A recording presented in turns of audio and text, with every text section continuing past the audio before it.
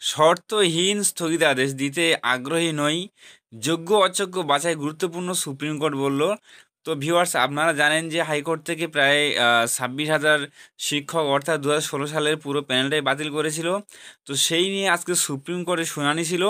তো সুপ্রিম কোর্টে আজকে যা হয়েছে তার A to Z আমি এই ভিডিওর মাধ্যমে তুলে ধরবো। আপনারা জানেন যে এসএসসি কমিশন তার আইনজীবী একটা কথা বলেছেন এবং আমাদের রাজ্য সরকারের আইনজীবী সেখানে ছিলেন, মধ্যশিক্ষা পর্ষদ ছিলেন এবং বিরোধী যারা তাদেরও আইনজীবী বিকাশ রঞ্জন তিনিও মুখ খুলেছেন এবং সর্বশেষে কোর্ট কী ডিসিশন নিল সেই A to Z এই ভিডিওর মাধ্যমে ডিসকাস করব। আপনারা ভিডিও স্কিপ না করে সম্পূর্ণ দেখবেন আর আমার এই চ্যানেল নতুন হয়ে থাকলে অবশ্যই সাবস্ক্রাইব করে দেবেন। তো দেখুন, শর্তহীন স্থগিতাদেশ দিতে আগ্রহী নই, যোগ্য অযোগ্য বাছাই গুরুত্বপূর্ণ, সুপ্রিম কোর্ট।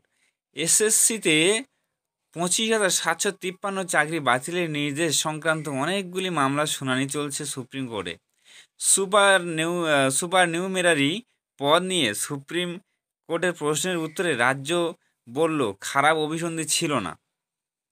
তো আমি বিস্তারিত আলোচনা করব। দেখুন, এসএসসি নিয়োগ মামলায় 25,753 জনের চাকরি বাতিল সহ অন্যান্য রায় নিয়ে শুনানি সুপ্রিম কোর্টের প্রধান বিচারপতি DY চন্দ্রচূড়ের বেঞ্চে। গত সপ্তাহে এই মামলায় শীর্ষ আদালত মন্ত্রিসভার বিরুদ্ধে সিবিআই তদন্তে অন্তর্বর্তী স্থগিতাদেশ দিয়েছিল, কিন্তু চাকরি বাতিল নিয়ে আদালত কোনো নির্দেশ দেয়নি। প্রধান বিচারপতি যোগ্য ও অযোগ্যদের বাছাই প্রক্রিয়া নিয়ে প্রশ্ন তোলেন। অন্যদিকে যোগ্যদের তালিকা সুপ্রিম কোর্টে জমা দেওয়া হবে বলে শুক্রবার জানিয়েছে এসএসসি। এই মামলায় সুপ্রিম কোর্টের দিকে তাকিয়ে গোটা রাজ্য। এসএসসি নিয়ে দীর্ঘ শুনানি চলছে সুপ্রিম কোর্টে। মূল মামলাকারীদের আইনজীবী মনিন্দর সিং বললেন, ওএমআর সিট মেলানো সম্ভব নয়, প্রত্যেকে দুটো করে ওএমআর সিট হবে, একটি এসএসসির কাছ থেকে অন্যটি নাইসার কাছ পাওয়া যাবে। এবার কোনো ওএমআরে কারচুপি হয়েছে কিভাবে নির্ণয় করা সম্ভব? এর থেকে নতুন করে নিয়োগ প্রক্রিয়া শুরু করাই ভালো। স্থগিতাদেশ হবে নাকি হবে না? কলকাতা হাইকোর্ট ডিভিশন বেঞ্চের বাতিল করা 2016 সালের এসএসসি নিয়োগে চাকরি হারিয়েছিলেন 25,753 জন। তাতে যোগ্যতার নিরিখে চাকরি প্রাপ্তরা সরব হয়েছিলেন নিজেদের চাকরি নিয়ে। প্রশ্ন তুলেছিলেন কিভাবে অযোগ্যদের সঙ্গে এক সারিতে ফেলে চাকরি বাতিল করা হলো তাদের অপরাধ কি? এ ব্যাপারে হাইকোর্টের নির্দেশকে চ্যালেঞ্জ করে সুপ্রিম কোর্টে আবেদন করেছিলেন এই চাকরিহারারা। তাদের পাশে থেকে সুপ্রিম কোর্টে চাকরিহারাদের পক্ষে সওয়াল করেছিল রাজ্য। এ ব্যাপারে আগের শুনানিতে চাকরি বাতিলের নির্দেশে স্থগিতাদেশ দেয়নি সুপ্রিম কোর্ট। তবে মঙ্গলবার প্রধান বিচারপতির বেঞ্চ যা বলেছে তাতে কিছুটা হলেও আশার সঞ্চার হয়েছে চাকরি প্রার্থীদের। কারণ সুপ্রিম কোর্ট যা বলেছে তার ফলে শর্ত সাপেক্ষে স্থগিতাদেশ দিতে পারে তারা। একই সঙ্গে যোগ্য এবং অযোগ্যদের আলাদা করার প্রশ্নও বিচারপতিরা বলেছেন, তারা যোগ্য ও অযোগ্যদের মামলা আলাদা করার বিষয়টিকে গুরুত্ব দিচ্ছেন। শর্তহীন স্থগিতাদেশ নয়, মন্তব্য সুপ্রিম কোর্টের। সুপ্রিম কোর্টের প্রধান বিচারপতি DY চন্দ্রচূড় বললেন, পুরো বিষয়টি নিয়ে আমরা বিবেচনা করব, তার আগে আমরা কোনো শর্ত ছাড়া স্থগিতাদেশ দিতে আগ্রহী নয়। বিচারপতি পাদ্রিওয়ালা জানালেন, যোগ্য এবং অযোগ্য বাছাই করা আমাদের কাছে খুবই গুরুত্বপূর্ণ। প্রক্রিয়া অবৈধ হলে নিয়োগ বাতিল তো হবেই। সুপ্রিম কোর্ট বিকাশের বক্তব্য শোনার পর প্রধান বিচারপতি বললেন, নিয়োগ প্রক্রিয়া অবৈধ হলে সম্পূর্ণ নিয়োগই তো বাতিল করে হয়ে যাবে। বিপরীত পক্ষের বক্তব্য শুনতে শুরু করলেন বিচারপতি, সওয়াল করছেন বিকাশ। প্রধান বিচারপতি বললেন, এবারে বিপরীত পক্ষের বক্তব্য শোনা হবে। সওয়াল করতে শুরু করলেন নিয়োগ দুর্নীতির মামলাকারীদের আইনজীবী বিকাশ রঞ্জন ভট্টাচার্য। তিনি বললেন, টাকার বিনিময়ে বাজারে চাকরি বিক্রি করা হয়েছে।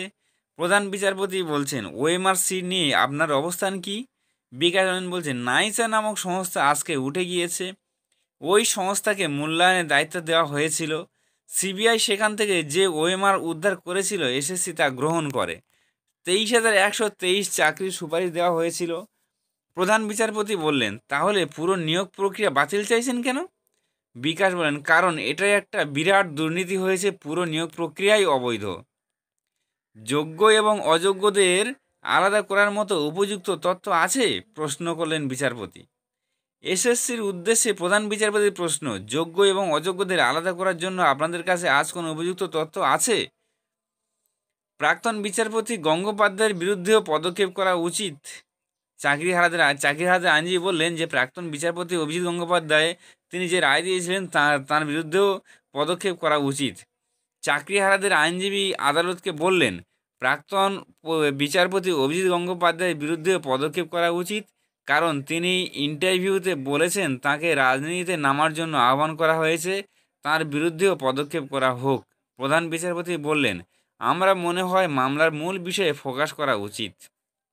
চাকরিহারাদের আদালতের প্রশ্ন, ওএমআর সিট সঠিক নয় বলছেন?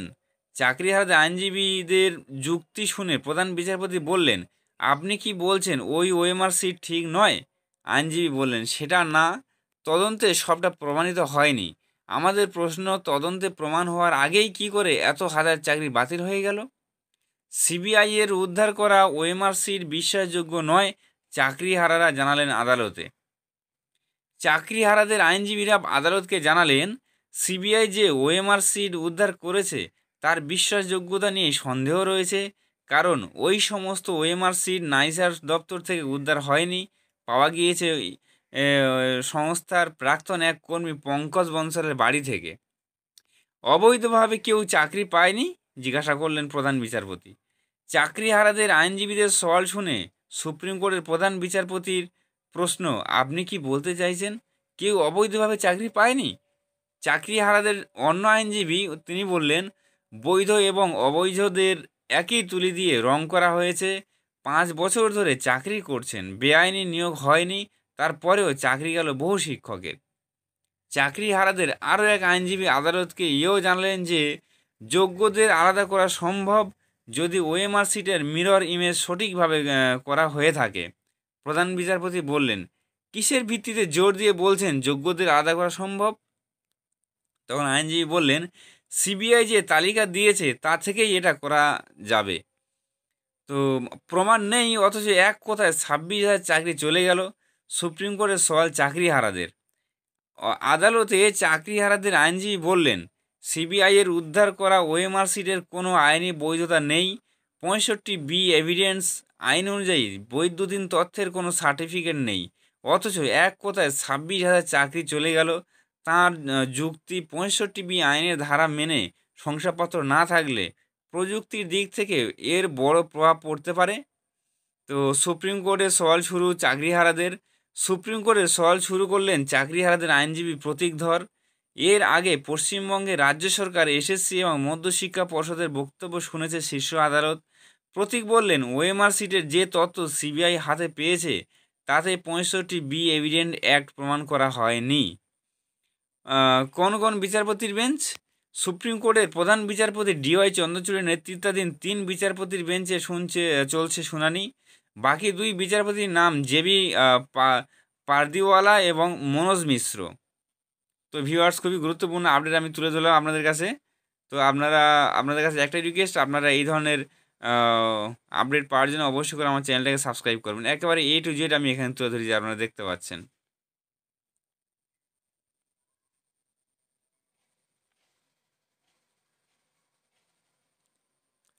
একেবারে A to Z এখানে তুলে ধরেছি, দেখতে পাচ্ছেন এখানে কি বলা হয়েছে সম্পূর্ণ আপনারা দেখে নেবেন।